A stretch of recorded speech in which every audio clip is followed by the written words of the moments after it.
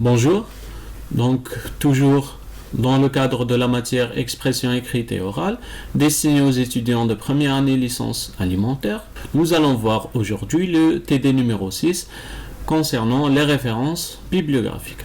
Alors, tout d'abord, on entend par le terme bibliographie l'ensemble des documents qu'on utilise pour aborder, pour traiter un sujet, ou bien pour rédiger un texte concernant une thématique particulière. Donc en fait, une bibliographie, c'est tous les autres documents qu'on consulte, qu'on lit, qu'on utilise pour rédiger un texte abordant une thématique particulière. L'utilisation de la bibliographie, ou bien plus précisément l'utilisation du système de référencement bibliographique, va avoir pour objectif de prouver votre connaissance du sujet, de permettre au lecteur d'identifier et de reconnaître précisément les documents que vous avez utilisés dans votre rédaction, et enfin, afin de respecter le droit d'auteur et éviter le plagiat en citant les sources d'informations que vous avez utilisées.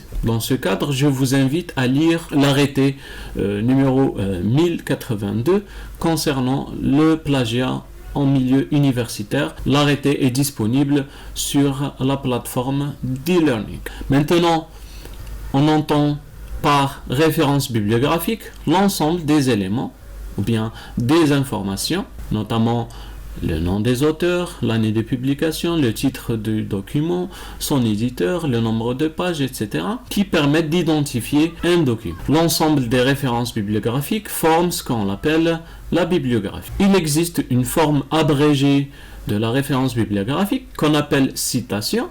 Elle est formée généralement par le nom de l'auteur et la date de publication qui apparaît dans le texte rédigé. Les documents utilisés dans le cadre d'une recherche bibliographique sont très variés. Ils peuvent être des ouvrages, des livres collectifs, des articles de recherche, des articles de revue, des documents non publiés comme des mémoires, des thèses, des communications, des cours, etc. Leur référencement, c'est-à-dire leur placement ou bien leur citation dans le texte, va suivre des règles d'écriture qui vont dépendre de la norme utilisée. Une norme étant un ensemble de règles établies par convention par la communauté scientifique. En effet, il n'y a pas de règle absolue d'écriture et les règles peuvent changer d'une norme à une autre. Il existe un nombre important de normes de référencement bibliographique, mais on peut réduire leur nombre à 3 normes de référencement bibliographique. La première est la norme de référencement bibliographique ISO 690. C'est une norme élaborée par l'Organisation internationale de normalisation, ou ISO. Elle est très utilisée dans les pays francophones et utilisée énormément dans les travaux scientifiques de différents domaines. Ensuite, vous avez la norme APA, établie par l'Association américaine de psychologie. Elle est utilisée dans les travaux scientifiques publiés dans les domaines des sciences humaines, mais également dans d'autres domaines. Enfin, vous avez la norme MLA, qui est définie par l'Association de langage moderne. Elle est utilisée dans les travaux universitaires du domaine des sciences humaines, mais qui peut également être utilisée dans d'autres domaines scientifiques. Le principe de référencement bibliographique est basé sur le placement des citations dans un texte. Ces citations sont ensuite liées à la description bibliographique détaillée des ressources venant à l'appui de ces citations. Donc, le principe est illustré dans cette figure. D'abord, on va incruster la citation bibliographique à la fin ou bien dans le texte approprié. Cela veut dire que le texte précédent a été inspiré ou bien a été tiré en particulier, ou bien l'information a été retirée à partir de la citation qui vient après. Et les citations vont apparaître à chaque fois qu'une information est tirée d'une référence bibliographique donnée. À la fin du document, on va lister toutes les références bibliographiques qui ont été cités dans le texte, pas selon leur ordre d'apparition ou bien par ordre alphabétique, en donnant le détail, les informations détaillées qui permettent d'identifier chaque document. Le système de citation et de référencement bibliographique le plus utilisé est le système de type nom et date de publication.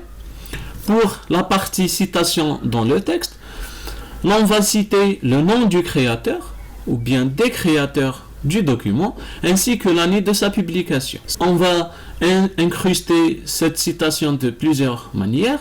D'abord, si le nom du créateur figure dans le cours du texte, l'année va suivre entre parenthèses. Sinon, le nom et l'année seront indiqués entre parenthèses à la fin de la phrase concernée. Par exemple, dans le cas où le document a été rédigé par un seul auteur, on peut citer cet auteur directement dans le cours de la phrase, comme dans cet exemple. Dans ce cas, on va inscrire le nom, par exemple, tout en majuscule, de l'auteur, entre parenthèses, l'année de publication de la référence. Ensuite, on va continuer la phrase. Par exemple, ici, il s'agit du sujet, donc on continue la rédaction en précisant que c'est l'auteur qui a estimé le nombre d'effectifs, etc. Ensuite, une deuxième manière de citer l'auteur, c'est d'utiliser la voix passive.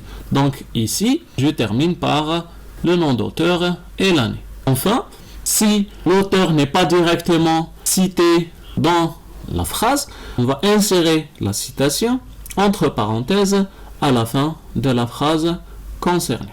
Ensuite, lorsqu'il s'agit de deux auteurs, on va noter le nom de famille des deux auteurs avec la conjonction « et » qui les relie et entre parenthèses l'année de publication.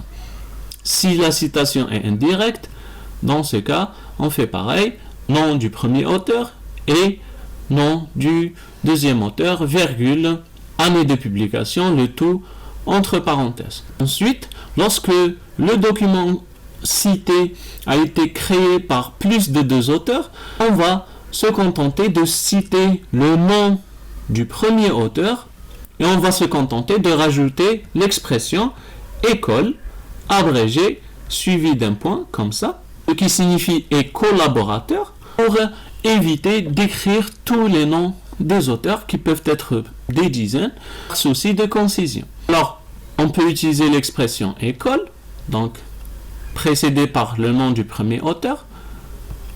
Col est une abréviation, donc on va mettre un point, ensuite virgule, ensuite l'année de rédaction. L'expression école peut être également remplacée par l'expression latine étole, donc ET espace AL.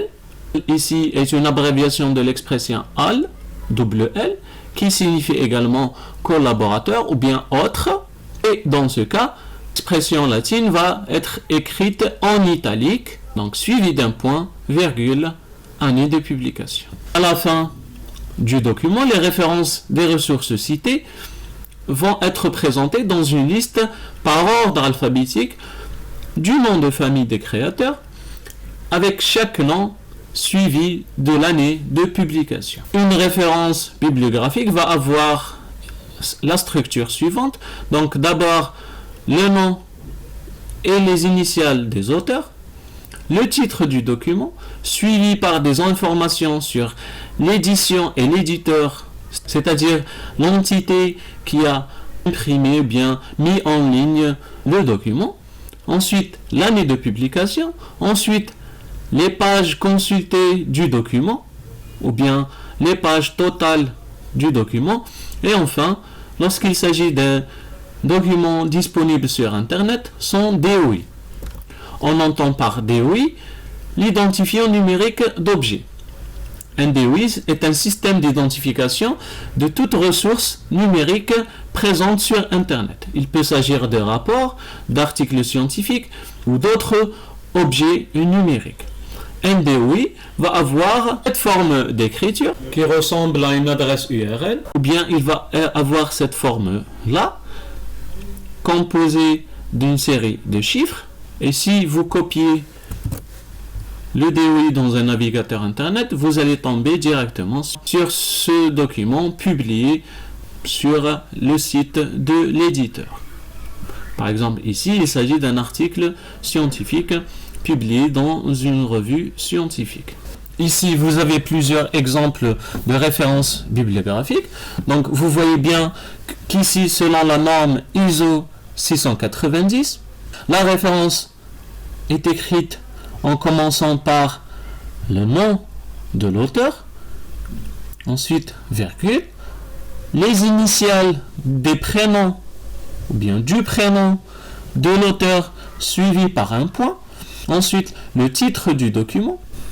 Dans cet exemple, nous citons uniquement un chapitre qui est apparu dans un ouvrage collectif, donc on va mentionner le titre du chapitre ainsi que le titre du livre ou bien de l'ouvrage contenant ce chapitre. Ensuite, on va mettre des informations concernant l'éditeur du document, ensuite l'année de publication et enfin les pages consultées dans le document. Alors, ces documents donc peuvent être des chapitres de livres, des thèses ou des mémoires, des articles ou autres types de documents. Dans ce TD, donc, on va apprendre à insérer une citation bibliographique à l'intérieur d'un texte scientifique. Ensuite, on va apprendre à écrire une référence bibliographique d'un document consulté. Pour ce faire, vous avez le compte rendu à remplir du TD. Donc, pour la première activité, vous avez un texte scientifique où on va insérer, entre parenthèses, dans les endroits mentionnés, une citation bibliographique à chaque fois de la référence correspondante. Alors, vous avez 5 références et vous allez les insérer dans les endroits mentionnés en suivant les règles de citation du système nom d'auteur, année de publication. Ensuite, dans l'activité 2, on vous donne les informations concernant 2 documents scientifiques et vous allez, à partir de ces informations, écrire les références bibliographiques qui leur correspondent.